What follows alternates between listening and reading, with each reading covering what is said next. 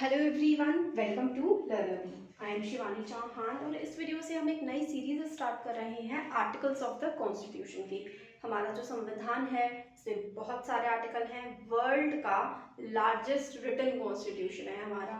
तो कितने आर्टिकल्स हैं अभी फिलहाल आज की डेट में? तो 448 आर्टिकल्स हैं हमारे कॉन्स्टिट्यूशन में। ये प्रेजेंट की सिचुएशन है, प्रेजेंट में मतलब 2022 की सिचुएशन है।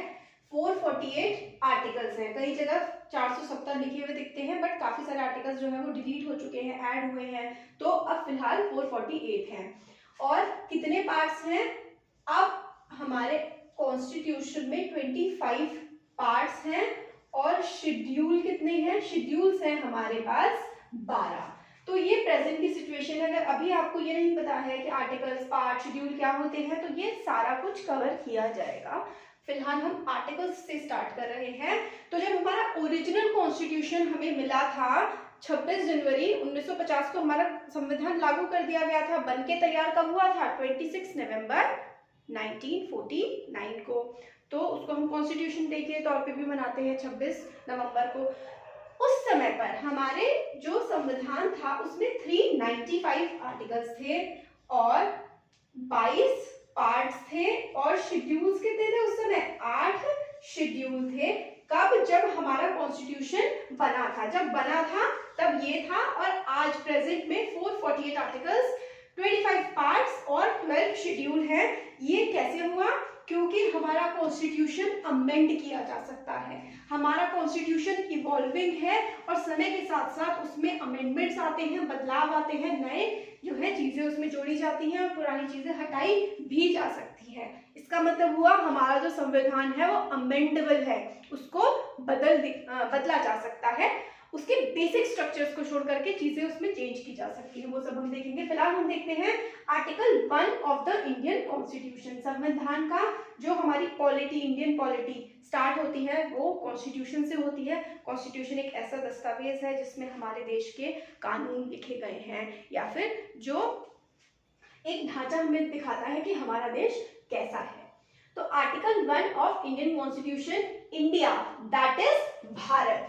तो यहाँ पर फर्स्ट जो आर्टिकल है उसका जो फर्स्ट पार्ट है उसमें हमें यह बताया गया है इंडिया, जो कि हमारे देश का नाम है, दैट इज भारत। यानी कि हमारे देश का नाम भारत भी है और हमारे देश का नाम इंडिया भी है। India that is Bharat. क्योंकि कॉन्स्टिट्यूशनल असेंबली जो थी, कॉन्स्टिट्यूएंट असेंबली हमारी थी, उसमें थोड़ी डिबेट चल रही थी कि हमारे देश का नाम क्या होगा। तो दो नाम पे एक्सेप्टेंस आई, इंडिया, भारत। तो India that is Bharat shall be a union of states.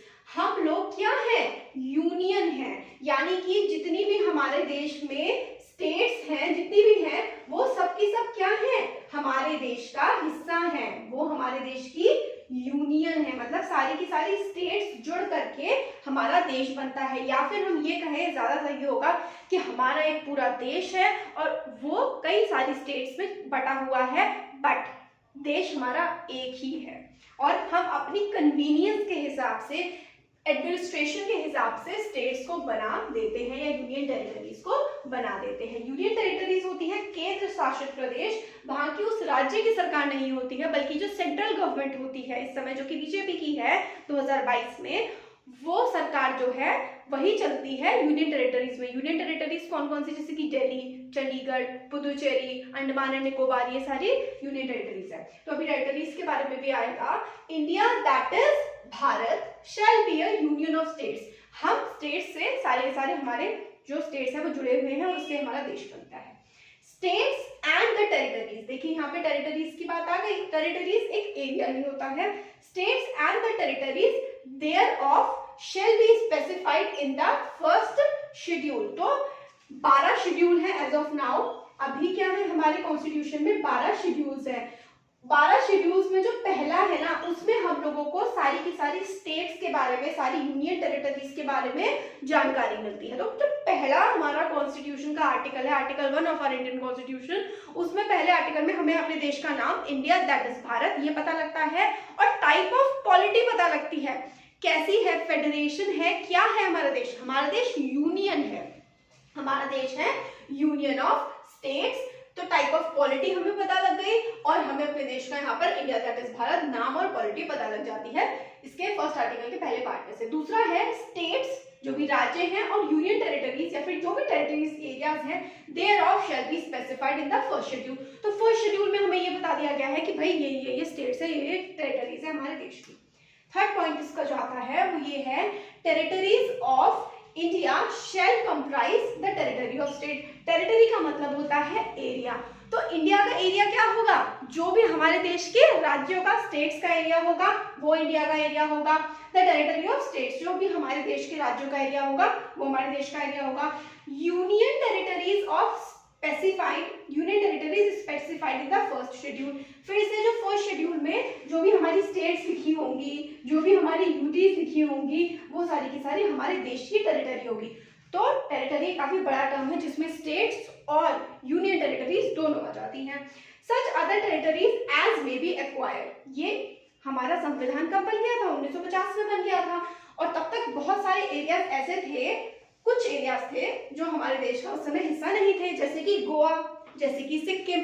तो इसलिए such other territories as may be acquired, तो गोवा हो गया, सिक्किम हो गया, पुदुचेरी हो गया, दादरा नगर हवेली, दमन एंड दीव, तो ये सारे के सारे बाद में एक्वायर किए गए हैं। जब हमारा देश आजाद हुआ था उस समय पे हमारे देश के हिस्से नहीं थे, इन पे दूसरे देशों का कब्जा था, जैसे कि गोवा पे पोर्टुगीज का कब्जा था, सिक्किम पे एक अलग डायनेस्टी चलती थी, तो उनको भी हमारे देश में ले लिया गया। किस आर्टिकल की मदद से, such other territories as may be acquired, तो हमारा देश और जो एरिया अपने अंदर ले लेगा वो भी हमारे देश का हिस्सा होगा। ये हमारे कॉन्स्टिट्यूशन का जो आर्टिकल 1 है उसमें लिखा गया है। तो India that is Bharat shall be a union of states, the states and the territories thereof shall be specified in the first schedule। तो जो पहला शेड्यूल है उसमें स्टेट्स के बारे में, टेरिटरीज के बारे में जो भी होंगी पूरा स्पेसिफिकेशन दिया जाएगा। The territories of India shall comprise, और क्या क्या होंगी टेरिटरीज अब हमें एक्सप्लेन किया गया है, जितनी भी स्टेट्स हैं, जो भी यूनियन टेरिटरीज हैं, और जो भी फ्यूचर में इंडिया एक्वायर करती है वो सारी की सारी टेरिटरीज हमारे देश की टेरिटरी में आएंगी। तो ये देखा हमने आर्टिकल 1 ऑफ इंडियन कॉन्स्टिट्यूशन। अगर आप पूरा कंटिन्यूएशन चाहते हैं तो जरूर वीडियो को लाइक करें और शेयर करें और कमेंट करके बताएं कि आपको कैसा लगा है। Thank you so much.